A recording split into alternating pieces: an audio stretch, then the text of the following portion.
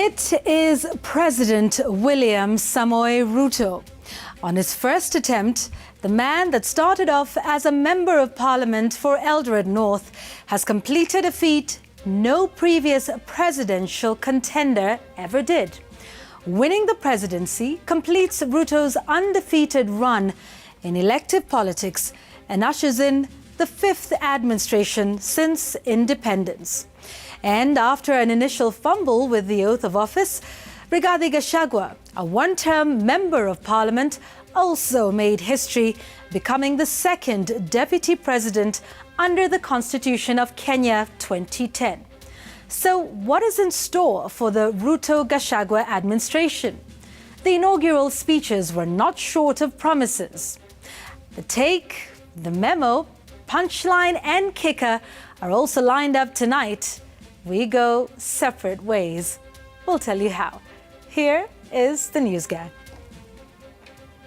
I, William Samoei Ruto, swear that I will truly and diligently serve the people and the Republic of Kenya in the office of the President of the Republic of Kenya as by law established and the laws of Kenya without fear,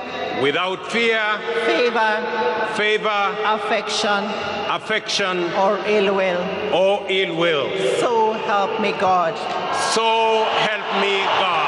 Tumpongeze tena kwa makofi. I, Rigathi Gachagua, and that I will protect and uphold the sovereignty, integrity and dignity of the people of Kenya. So help me God. Tumpongeze kwa makofi Mheshimiwa Naibu wa Rais.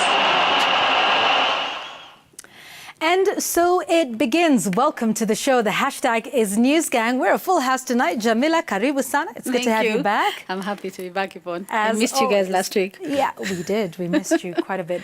So let's get into it. We will talk about the inauguration and what that was like. But first, let's talk about the last busy 2 days or so of the president and his deputy, Francis. I mean, literally, I think even on the first day, he was already making pronouncements. But right after that, on Wednesday, he was a busy man. Absolutely. And it was expected. It was expected because the government is a continuous process. It's in continuity. Where President Uhuru Kenyatta, now call him President Emeritus, the former president, where he left is where President William Ruto takes it over from. And of course, there are challenges in the country. It doesn't begin on a clean slate. It's a process of continuity. And that continuity also demands certain actions, demands certain decisions, like we have seen in the last 24 hours, 48 hours or so. But of course, the first confrontation is the challenge of fuel. Already people are talking about it. And it was a reality that was going to dawn on any of the presidential candidates if they got the presidency, just like William Ruto did. And so you have to confront a challenge that has been in the country for the last several months, if you may like. And so that challenge continues, and it is one of the challenges he had to contend with. Actually, it would be, I don't know how it works out, because the very same day that EPRA is supposed to release the results, I mean the new fuel prices, marks the first day substantively that he's in office, away from the first day, the 13th, when he was sworn in. And so a decision was expected. And you take note of the delay in the release of the fuel prices. Yeah. It didn't come until very late, almost at midnight. At midnight, yeah. Tells you that quite a number of discussions were going on, and it's a do or do situation. If the prices go up, you will hear sentiments that like you have heard now. If the prices didn't go up, then the whole question of subsidy was to come up. And this is a discussion that the president had talked about, no more subsidies, because he says it's a solution that he wants to bring to the country insofar as the fuel question is concerned. So hitting the road running literally, but at the same time, quite a number of monumental decisions to make in his first 2 days in office, if you may like. Yeah, and you know, like you mentioned, the wait for the new prices for the next month from IPRA, typically that come in by 5:30. Yeah. It was until midnight. I remember I was constantly on my phone to just see whether those would arrive. And we did, you know, hear of a lot of conversations and negotiations that were taking place between IPRA and at State House. So, I mean, you could tell it was obviously one of those first decisions, and you want to make it and make it right and see, you know, what sort of decision that you're making. But Jamila, it wasn't just about the fuel. There was also, you know, the swearing in of the judges. I mean, we keep reminding people that they were 41. Yes, there were 41. And then one passed, and then there was 40, and then there were 6 who remained in limbo until President William Ruto was sworn in and made that promise, I mean, like literally on day one. On day one, Yes. yeah, during his inauguration. Yes, yes. And the 6 judges, remember that there was a whole hullabaloo and push and pull for nearly 3 years, Yvonne, since they were appointed. And they were recommended by the Judicial Service Commission, and of course President Uhuru Kenyatta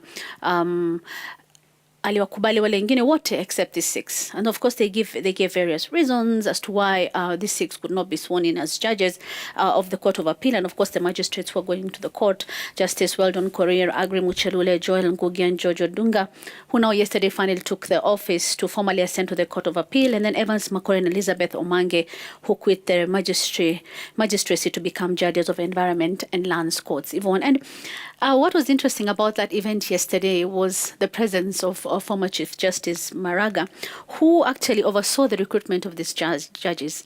And I know it's been almost 2 years now, but I keep remembering that solitary figure of the then CJ Maraga, the steps of the high courts, and he was talking about the frustrations, and among them was this, that some of the judges who had been appointed, who had gone through the vetting process and all, the president had rejected them. And that is one of the promises that President William Ruto had made, as you said, during his swearing in, that hao majaji 6 wataapishwa. And I think we can look at that, listen to that soundbite as we continue. Ruto, I will appoint the 6 judges. To further demonstrate my commitment to the independence of the judiciary, this afternoon I will appoint the 6 judges already nominated for appointment to the Court of Appeal, which was done 3 years ago by the Judicial Service Commission. And tomorrow, I shall preside over their swearing in so that they can get on with the business of serving the people of Kenya. And a few hours later, there was a Gazette notice to this effect. And of course, as he promised, the next day they were sworn in the presence of the current Chief Justice, in the presence of the current Deputy Chief Justice, and also in the presence of AG Kihara Kariuki, who at the time, remember, had backed President Uhuru Kenyatta's refusal to have these 6 judges sworn in. And as I said, it has been a ping pong of sorts. Remember, there were court cases after another over the same issue. Even there was a 3-judge bench that had that said that these people need to be appointed. In fact, they had said that the 6 were treated differently as compared to the other 35 who had been appointed with them, considering the fact that they all went through the same vetting process before the Judicial Service Commission. But then I think this was one of the several promises that were made to the judiciary by the President William Ruto. Remember, he's promising to increase their budget. But remember, they had asked for more money than they were given by Parliament. But he promised that he'll give them more money as they require, of course, to be able to open more courts. And I think kurudisha mkono kwa judiciary, basically I think trying to seem like a president who anaweka ahadi na anazitimiza. And I know we're going to talk a bit more about all the other promises that he has made, but I think for him it's trying to show mimi ni wa kusema na kutenda. I promised and I'm delivering it as soon as I'm in office. And remember, there's also the 100-day promises of several things that he plans to do, and I really am interested to see in coming days how he implements those. Yeah, you know, one of the interesting things about you know, the 6 judges was, even as the president claimed he had reservations about their character and their conduct, he never really actually said what those issues were. And so these judges remained accused without perhaps going through the process of the formation of a tribunal where they would, have their day in court, as it were. And this went on, until this moment, and until then President Ruto fulfilled that pledge that he made on the day of his inauguration. Right the next day, he finally swore them in, saying they had waited too long. Watch.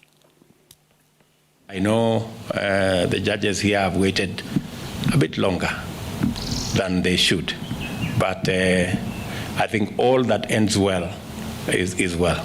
So asanteni sana, and may the good Lord bless you. Linus? This is a stuff of political genius on the part of now former Deputy President and now fifth President of Kenya, because what these judges went through was actually at the time he was Deputy President of that administration, and we don't have anything on record indicating that he had differed with how those judges had been treated initially, and especially the fact that their swearing in was delayed for this long. Secondly, this was such a low-hanging fruit for the deputy, for President Ruto, and once he went into office, he used the tool of trade and tool of power that presidents have access to, which is the executive order, to immediately really make a major score. And a major score in terms of especially allaying fears of the judiciary about the attitude of the incoming administration, whether the attitude of this incoming administration would be like the attitude of the past administration. So on this scale, President Ruto has done quite well in terms of reaching out to the judiciary with a message of, I am your reformist colleague. I will work with you. I'll not only swear in the judges, but I'll also make it possible for the shortfall in your funding to be addressed.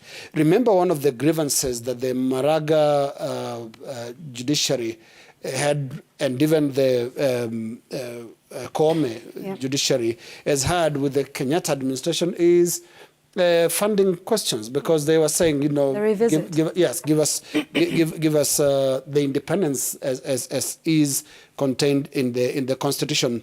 And these are some of the assurances that President Ruto has immediately moved to give the judiciary. Look at the optics also. The picture of the president and former Chief Justice Maraga standing there. We can't forget the memories of 2017. Maraga, you've had your day, we will have ours, and the very difficult, visibly difficult relationship the executive had with the judiciary just a short 5 years ago now ends up in this, could we call it the bromance of 2022? In the last election we had, in 2013, we had the white shirts. In this 2022 election, we have the red ceremonial gear of the judges being the first images of the President Ruto administration. So in terms of a start, the ice has been broken between the executive, that is the Ruto executive, and the judiciary, because it must be acknowledged that the last, can we even say 10 years, was not easy for the judiciary, in relations between the judiciary and the executive. But of course, questions will now be coming and saying, how are you going to relate forward, and what is the impact, what is the effect of this relationship? Will it be constructive or less than that? There are those who say, a handshake should not go beyond the elbow because it becomes something else. Yeah. And so there'll be those Kenyans who will with very good reasons want to see a healthy relationship, but a respectful distance between the judiciary and the executive. You do not want to see them hugging beyond what the Constitution really allows them to do, because they are two separate arms of government, and I'm not in any way suggesting that animosity is the way to relate. You can have a civil relationship. And that's what I think most Kenyans were talking about in respect to the relationship between the Kenyatta administration and the two CJs that have served under it. Actually, three now, because you have Mutunga, Maraga, and then Kome now. and then Kome. Very rough relationship. So, in terms of optics, this looks really like a good start when it comes to the executive and judiciary relations. Yeah, because they also talked about funding and increasing, for instance, the small claims court, quadrupling the number from 25 to 100. And, you know, some of those have been a game changer. So it'll be interesting to see, Francis, what happens. Absolutely. And also, not forgetting the 7 counties that don't have high courts. Yes. As well as the other sub-counties that don't have courts. That's about 123 or thereabout. Yeah. So I think it was an important decision to make. You see, this is the contradiction that I found in the whole discussion about these judges. Number one, all 6 were serving in the judiciary. Yeah. Even during that period, there were claims that they had integrity issues. Unfortunately, these integrity issues were never made public. So you can imagine what happened these 3 years when they were not appointed, and there were litigants who were still appearing before them on a daily basis. So you can imagine what people were thinking when they appeared before Justice Muchelule, Justice Odunga, Justice Ngoge, and Justice Weldon Korir, as well as Justice Makori and Lady Justice Omange. What were people thinking when they appeared before them? Oh, this is the judge who was not appointed because there are they questions have issues around them. So if they were not good to serve in the Court of Appeal and in the High Court, how is it that they were still good to serve in the High Court positions that they were still serving? Judith Omange was the registrar of the High Court. So if they were still active in office and there were no procedures that had been instituted to remove them, so it means there was a contradiction there, because if they are not fit to serve in the next station that they had been promoted to, then how is it that they would be fit to serve in the current position that they are in? But it is also important to note that there are various other issues that relate to the relationship between the executive, the judiciary, and parliament. You see, the executive had ganged up with parliament, quote unquote, to punish the judiciary, including slashing of budgets and so on and so forth. Now, when you look at the current parliament, the numbers, as we look at them, it would still be heavily tilted towards the Kenya Kwanza team. So it is also hoped that this relationship that we've seen with the judiciary, because every so often the government is taken to court by organizations, by civil society, by individual citizens, you will expect that the government of the day, the executive that is, will still respect the judiciary even when it makes decisions that are against the executive. Hope that relationship will be, when it requires that let us agree to disagree, the decisions will be respected as they are. Yeah, we want to take a break, but first I want us to discuss the other issue that came up during the inauguration, and that was on the issue of, the cost of living subsidies, both for fuel and for fertilizer. And, just to sort of back up what happened yesterday now. Yeah, that was yesterday, with the removal of the subsidy from petrol, but retaining at least in part for diesel and kerosene. But this is what the president had to say on fuel subsidy and it being unsustainable. Now, we'll come back and talk about, how he has to now explain this to the people on that decision and why. Let's watch. The interventions in place have not borne any fruit. On fuel subsidy alone, the taxpayers have spent a whopping 144 billion, 60 billion in the last 4 months alone. If the subsidy continues to the end of the financial year, it will cost taxpayers 280 billion, equivalent to the entire national government development budget. Additionally, there was an attempt to subsidize UNGA in the run-up to the election, a program that cobbled up 7 billion in 1 month. In addition to being very costly, consumption subsidy interventions are prone to abuse. They distort markets and create uncertainty, including artificial shortages of the very products they seek to subsidize.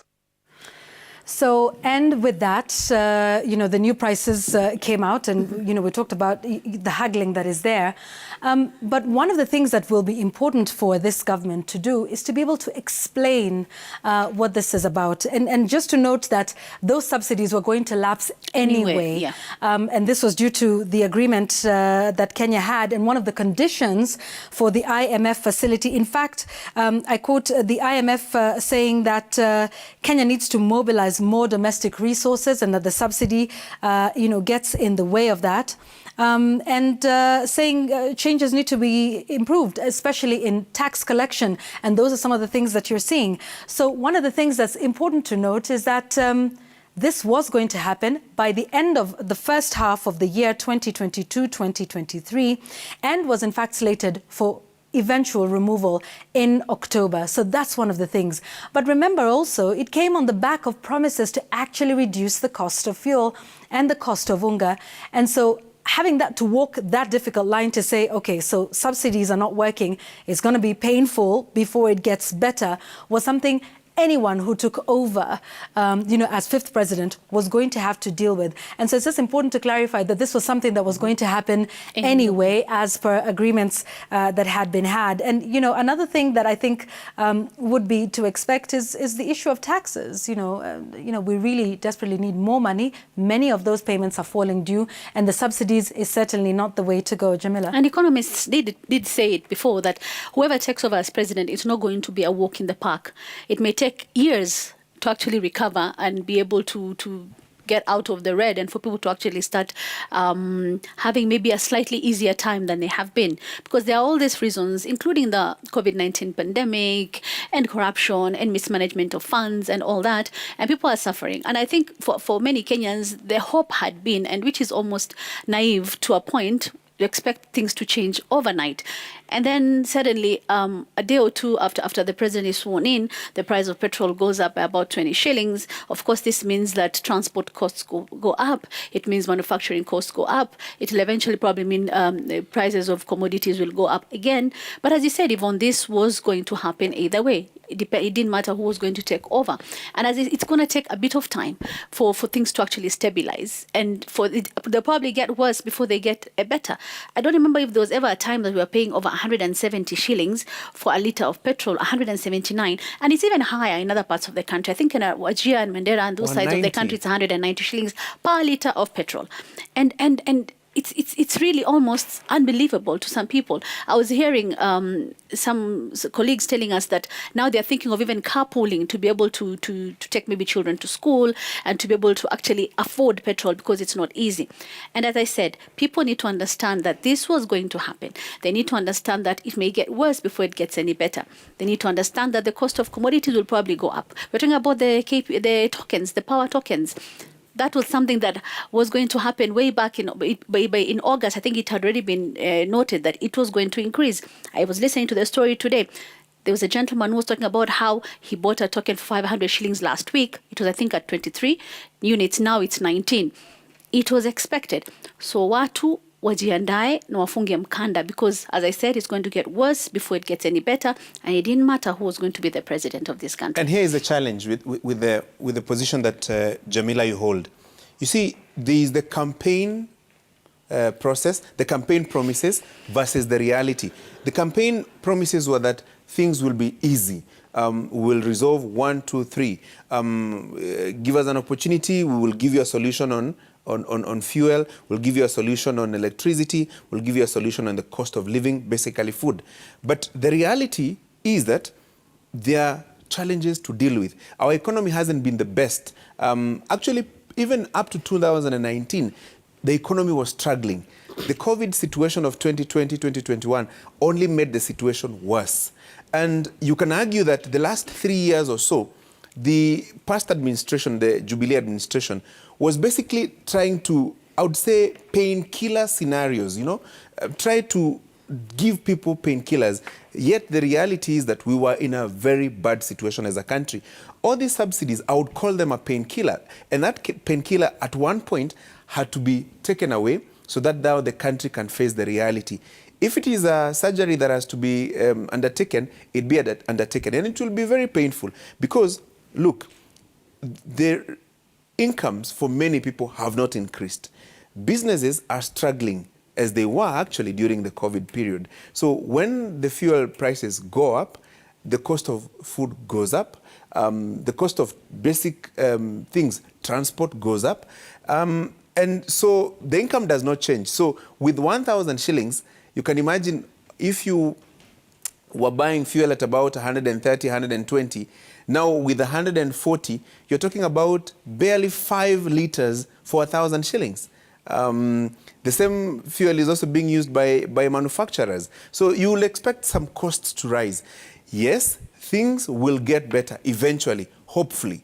But for the time being, for the intervening period, as you say, watu wafunge mkanda, it is now the question of how President William Ruto will be able to converse with Kenyans and explain to them, this is the situation that we find ourselves in as a country.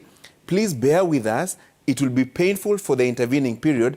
Hopefully, it will get better. Of course, that will be a departure from the campaign talk that was hopeful. Now, from hope to reality. That is the transition that I will look at. Yeah, Linus, before we take the break?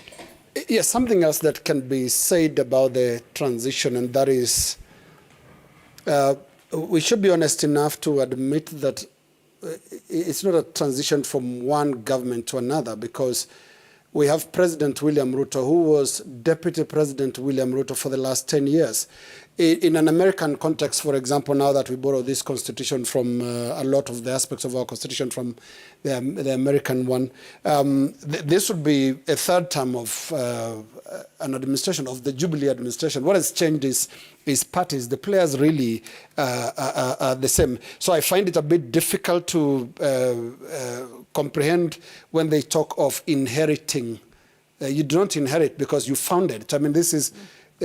the economic situation we have is because of the last 10 years, and you are part of that last 10 years. So it only also helps also that institutional reference should be there as President William Ruto takes office. He knows where the missteps were when it comes to what Jubilee did in the last 10 years. He knows where we went wrong when it comes to either food security or even the issue of cost of living, because he was deputy in the last government. So there is no that institutional difference, because the players really were the same. But there's something else that can be said. What has been tested in the last few months, if I could put it in terms of months, is also the maturity of our democracy. Because it's not unusual for one administration to transition to another in the middle of crisis and economic crisis of the nature that we have. I'm reminded of the Obama transition, that was George Bush to Obama in 2008, in the middle of a very serious economic crisis. Yeah. And part of the conversations included one time the suspension of campaigns by both parties to attend a serious meeting in the White House to discuss what we can do about the economic crisis. And I remember Obama, the candidate of the Democratic Party at the time, suspended his campaign and went to the White House. John McCain did not suspend his. He continued with his campaign, the Republican candidate. And they had talks about what do we do about the economic crisis. Because here is one dishonest thing about our politicians. We all know that every 14th of the month, we have the fuel prices. The love note from EPRA. EPRA sends us every month and says, these are the fuel prices. Surely, 14th of September 2022 fell only 2 days into the new administration. So it was rather obvious. It doesn't matter who would have won the election, that we would have had different fuel prices on the 14th. The honest conversation should have started then about the future of subsidies.